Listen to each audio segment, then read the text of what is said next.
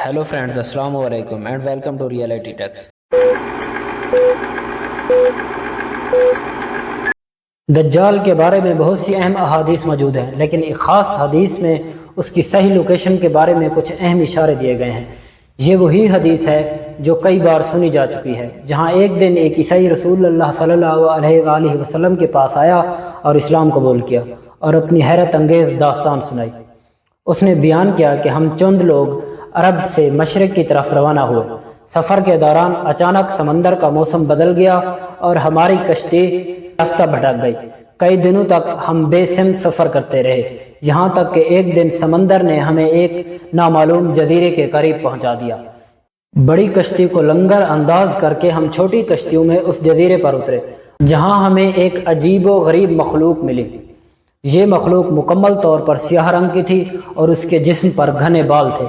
उसने अपना नाम जसासा बताया। हमने उससे उसकी हकीकत पूछी तो उसने जवाब दिया, ये मत पूछो, बल्कि जजीरे के उस मकाम पर जाओ जहाँ एक शख्स तुम्हारा बेचैनी से इंतज़ार कर रहा है।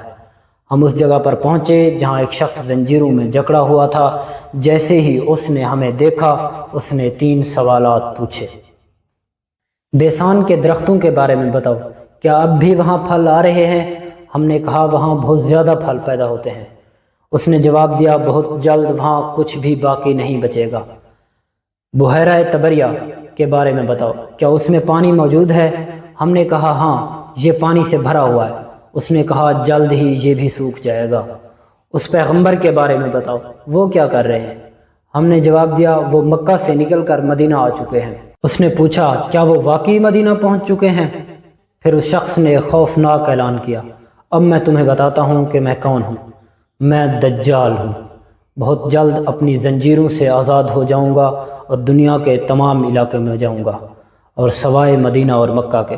जब रसूल सल्लल्लाहु अलैहि वसल्लम को ये वाक़या सुनाया गया तो आप सल्लल्लाहु अलैहि वसल्लम ने फरमाया, ये बात सच लगती है, और दज्जाल शाम या यमन की समंदर में नहीं है, बल्कि मशरिक़ की तरफ वाक़ है। क्या कोई सुराग मौजूद है?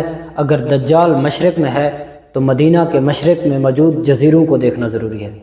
मशरिक़ की सिमत में 4 अहम जजीरे पाए जाते हैं। लक्षद्वीप, जो कि भारत में वाक़ है, सोकोट्रा, जो कि यमन में वाक़ है, मसीरा, जो कि ओमान में वाक़ है, अस्तूला, पाकिस्तान में। चूँकि हदीस में वाज़ेह तौर पर ज़िक्र है कि दज्जाल यमन के समंदर में नहीं होगा, तो सकूड़ा को खारिज कर दिया जाता है। अब सिर्फ 3 जजीरे बचते हैं, लेकिन एक और सुराग मौजूद है। रसूल सल्लल्लाहु अलैहि वसल्लम ने मशरिक़ की तरफ हाथ से इशारा किया। अगर हम इस सिमत में एक सीधी लाइन खींचें तो बिल्कुल अस्तूला जजीरे के ऊपर से गुजरती है। उस हदीस में बताया गया है कि जसासा ने सहाबाए कराम को जजीरे के एक मंदिर में भेजा था। सवाल यह है, क्या आज भी इस जजीरे पर कोई कदीम मंदिर मौजूद है?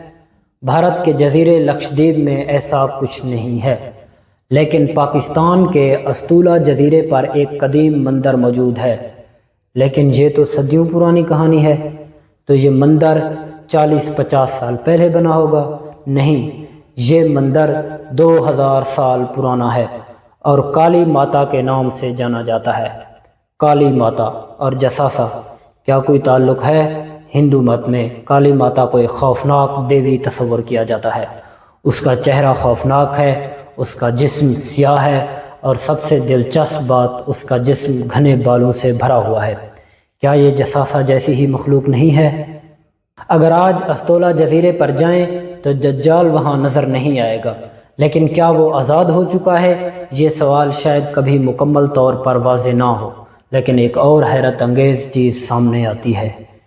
कई दिहाई में अमरीकी म्यूज़िक इंडस्ट्री में एक मशहूर बैंड रोलिंग स्टोन्स ने एक अलामत तख्लीक की जो आज भी दुनिया भर में पहचानी जाती है। 1970 में यही अलामत काली माता से मुतासर होकर बनाई गई थी।